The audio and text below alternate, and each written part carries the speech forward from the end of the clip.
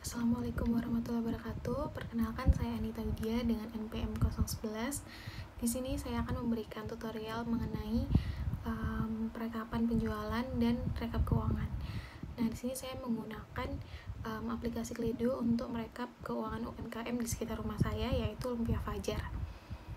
Nah, yang pertama, sebelum mendapatkan laporan seperti laporan keuangan, laporan kas, atau laporan laba rugi, kita harus memasukkan berbagai macam seperti penjualan, pembelian, biaya, produk, dan inventory. Yang pertama itu biasanya kita harus memasukkan produk. Nah, di sini kita bisa lihat produk. Di sini saya telah memasukkan produk yang akan dijual dan yang telah dibeli, seperti kulit lumpia merupakan bahan baku dan rebung merupakan bahan baku. Di sini ada lumpia rebung ori dan lumpia rebung spesial, merupakan menu dari Lumpia Fajar itu sendiri.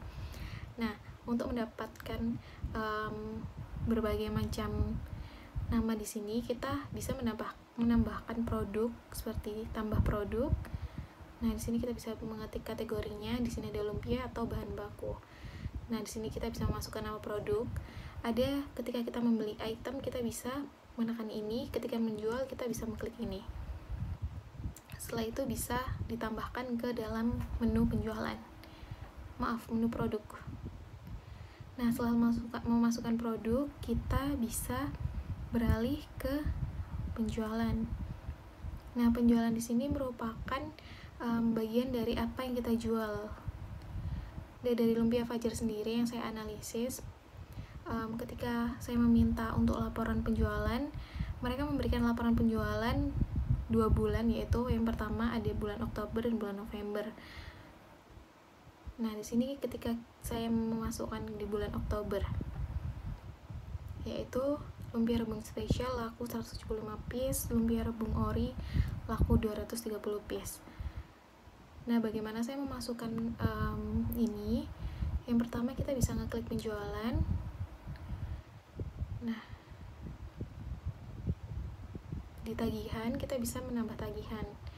Nah, di tambah tagihan ini nanti kita bisa memilih kontak, yaitu siapa yang akan membeli produk kita. Jadi saya kasih nama pembeli di sini.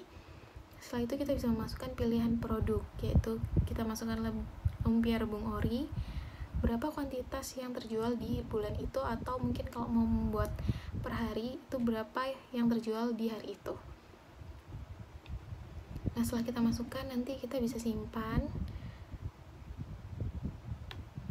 Nah, begini, ini akan masuk ke laporan tagihan kita. Nah, ketika sudah dibayar, kan kita melakukannya cash ya, jadi bisa langsung ditambah pembayaran. Otomatis penjualan tadi telah lunas. Kita bisa lihat di sini. Nah, tulisannya lunas. Setelah melakukan penjualan, kita bisa memasukkan pembelian.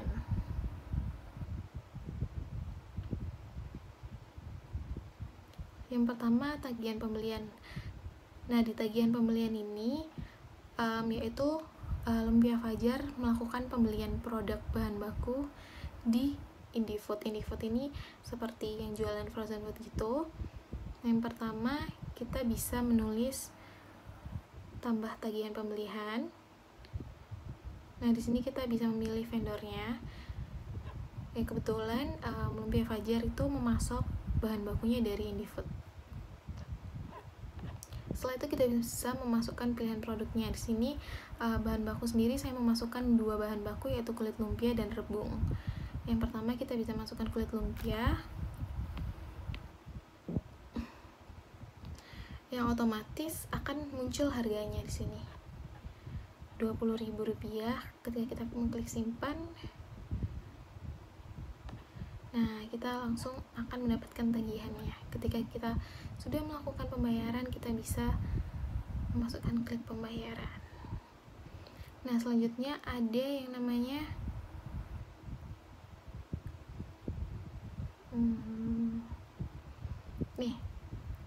tagihan pembayaran tadi. Ketika kita sudah melunasi, akan tertulis lunas. Ketika belum, akan terus belum.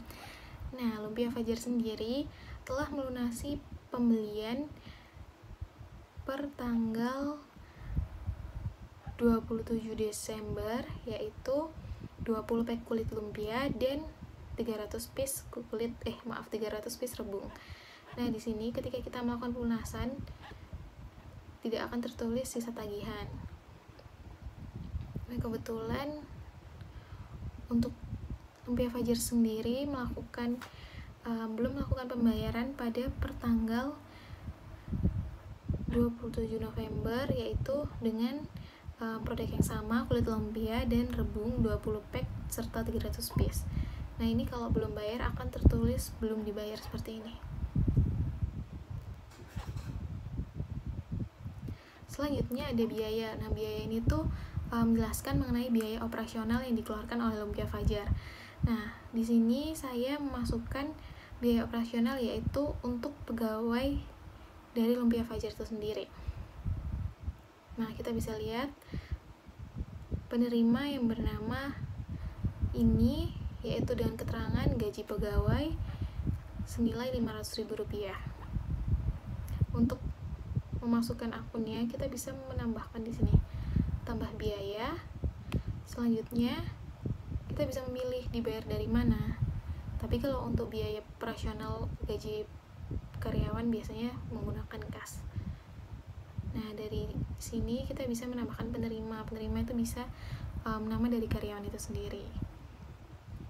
Selanjutnya kita memilih akun biaya. Pilih akun biaya di sini ada berbagai macam akun dan kita bisa memilih, karena tadi untuk gaji karyawan. Nah, kita pilih gaji karyawan. Deskripsi mungkin gaji pegawai. Selanjutnya totalnya berapa, seperti itu. Nah, setelah kita memasukkan berbagai macam akun, ada penjualan tadi, pembelian, produk, biaya. Selanjutnya kita bisa melihat laporan. Nah, di laporan ini kita bisa mengetahui nih ada laba ruginya dari UMKM Lumpia Fajar itu sendiri. Nah, di sini ada laporan laba rugi. Ada pendapatan, penjualan, penghasilan lain senilai ini, dan laba bersihnya senilai Rp4.562.000. Nah, ketika kita ingin melakukan pengecekan untuk laporan arus kas atau neraca, itu juga bisa kita lihat di sini. Nah, seperti ini.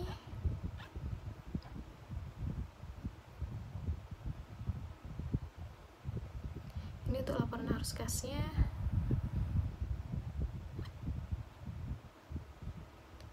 Mungkin segitu dari saya. Apabila ada kesalahan dalam melakukan penjelasan, mohon maaf. Wassalamualaikum warahmatullahi wabarakatuh.